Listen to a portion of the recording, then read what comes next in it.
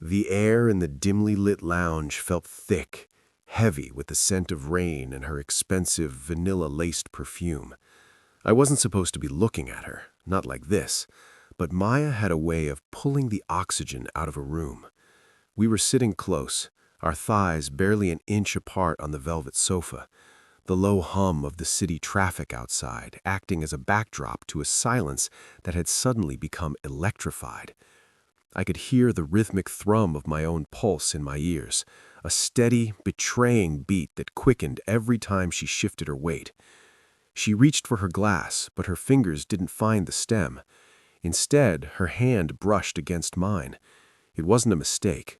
Her skin was cool, a sharp contrast to the heat radiating off my palm, but she didn't pull away. Instead, she let her fingertips linger, tracing the line of my knuckles with a slow, agonizing deliberation that made my breath catch in my throat. I looked up, meeting her gaze, and the world outside that small circle of light simply ceased to exist. Her eyes were dark, swirling with an unreadable intensity, dilated in the shadows until they were almost entirely black. "You're awfully quiet tonight," she whispered. Her voice was a low, honeyed velvet that vibrated against my skin. She leaned in, the movement so subtle I almost didn't realize she was moving until I could feel the warmth of her breath against my jaw. The teasing lilt in her tone was gone, replaced by a raw, magnetic tension that felt like a physical weight on my chest. I wanted to say something, anything to break the spell, but the words died in my throat. My heart was racing now, a frantic hammering against my ribs. She tilted her head, her gaze dropping to my lips for a fraction of a second before locking back on mine. The silence between us wasn't empty, it was a living thing, charged with 1,000 unspoken promises. Just as I felt myself leaning toward her, gravity giving way to the sheer pull of her presence, her phone on the table between us vibrated. The screen lit up, cutting through the intimate darkness like a blade. I caught a glimpse of the notification, a single heart emoji next to a name I didn't recognize, and the sudden, sharp shift in her expression chilled the blood in my veins. "I have to go," she said softly, the heat in her eyes vanishing as if it had never been there. The days that followed were a blur of calculated distances and suffocating closeness. Maya had a way of reappearing as if that night at the lounge and the mysterious notification had been nothing more than a glitch in the atmosphere. She was more attentive than ever, draping herself over me while I worked, her fingers dancing along the back of my neck in a way that made it impossible to focus. But every time I looked at her, I felt like I was staring at a beautiful, high-resolution image that was just slightly out of focus. We had been us for 2 years, a whirlwind of shared secrets and late-night drives where the world felt small enough to fit inside my car. I remembered the early days, how she'd look at me with a ferocity that made me feel like the only man on earth. She used to say I was her anchor, the only thing keeping her grounded when her life felt like a storm. I believed her because I wanted to. I believed her because when she kissed me, she did it with a desperation that felt like a confession. But lately, the anchors were fraying. There were the work meetings that ran until 2 a.m., the phone she kept face down on every surface, and the way she'd occasionally go completely still, her eyes fixed on something miles away that I couldn't see. One evening, while the sun was bleeding a deep, bruised purple across the horizon, we stood on the balcony of her apartment. She was leaning against the railing, the wind catching her hair.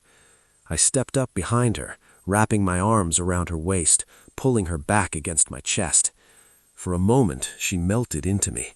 I buried my face in the crook of her neck, inhaling that familiar vanilla scent, feeling the steady rise and fall of her chest. It felt like home. "Maya," I murmured, my voice thick with the questions I was too afraid to ask. "Are we okay?" She turned in my arms, her hands sliding up to my shoulders, her touch light yet grounding. She looked at me, her expression softening into something that looked heartbreakingly like love. "Why wouldn't we be?" she whispered, her touch brushing against my lower lip. The tension between us snapped tight again, that magnetic pull that always silenced my logic. She leaned up, her lips ghosting over mine, a tease that felt like both a gift and a distraction. "You're my world," she said, her voice barely audible over the wind. She kissed me then, a deep, lingering kiss that tasted of honey and lies. It was a beautiful lie, one I was happy to live in for just a few more minutes. But as she pulled back, I noticed the slight tremor in her hands, a nervous energy she couldn't quite suppress.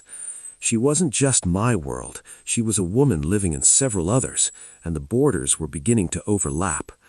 The cracks were no longer just whispers in my mind, they were becoming a map of a betrayal I wasn't ready to navigate. The following Friday, the air felt brittle, like glass ready to shatter. I found myself sitting in my car 2 blocks away from a high-end gallery opening she hadn't mentioned. My chest felt tight, a dull ache blooming behind my ribs as I watched her emerge from the shadows of the entrance. She wasn't alone.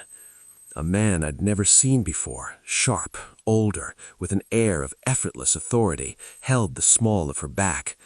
The sight of his hand there, in the exact spot I had touched just hours before, sent a jolt of white-hot jealousy through my veins. It wasn't just the proximity, it was the way she leaned into him, a mirror image of the way she leaned into me. It was a practiced, beautiful symmetry. I followed them to a secluded lounge, the kind of place where the lighting is designed to hide secrets. I watched from a corner booth, my heart hammering a frantic rhythm against my teeth. The air in the club was heavy with bass and the scent of expensive gin. Maya was laughing, a sound that usually felt like music, but now felt like a serrated blade. She reached across the table, her fingers grazing the man's jaw with a bold, lingering intimacy. Then her eyes scanned the room. For a heartbeat, they locked on mine. My breath hitched, the world slowed down. I expected fear or guilt or the sudden urge to flee. Instead, her gaze turned smoky, defiant. She didn't pull her hand away. If anything, she leaned closer to him while staring directly at me, a silent provocation that set my blood on fire. The tension was suffocating. I wanted to storm over there, to demand the truth, to feel the heat of her skin against mine in a desperate attempt to reclaim what I thought was mine. But I remained frozen, caught in the gravity of her dual existence. She stood up, whispering something into the man's ear that made him smirk, and then she began walking towards the back hallway, the one leading to the private terrace. As she passed my booth, the scent of her vanilla perfume drifted over me like a taunt. She didn't look back, but her hand dropped by her side, her index finger curling in a subtle, unmistakable, "come here" gesture. I was at a breaking point. One step forward would change everything. The truth was behind that door, but so was the version of Maya that might finally destroy me. The terrace was a sanctuary of shadows and moonlight, hidden away from the thrumming bass of the lounge. The cool night air hit my face, but it did nothing to dampen the fever burning under my skin. Maya was standing at the edge, her silhouette framed by the glowing city skyline, looking like a queen surveying a kingdom built on secrets. When I stepped into the light, she didn't flinch. She turned slowly, her expression a haunting mixture of vulnerability and raw, magnetic power. "I knew you'd follow me," she said, her voice barely a whisper, yet it carried the weight of a physical blow. I closed the distance between us in 3 strides, pinning her between the stone railing and my body. My hands gripped the cold marble on either side of her, trapping her in the small space I occupied. The proximity was agonizing. I could feel the heat radiating from her, see the way her chest rose and fell in jagged breaths that mirrored my own. Up close, the scent of vanilla was intoxicating, pulling at every thread of my resolve.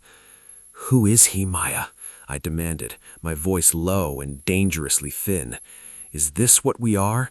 Just a piece of a puzzle I'm not allowed to see?" She didn't answer with words. Instead, she reached up, her palms sliding flat against my chest, right over my racing heart. She could feel it, the betrayal, the longing, the absolute chaos she had created inside me.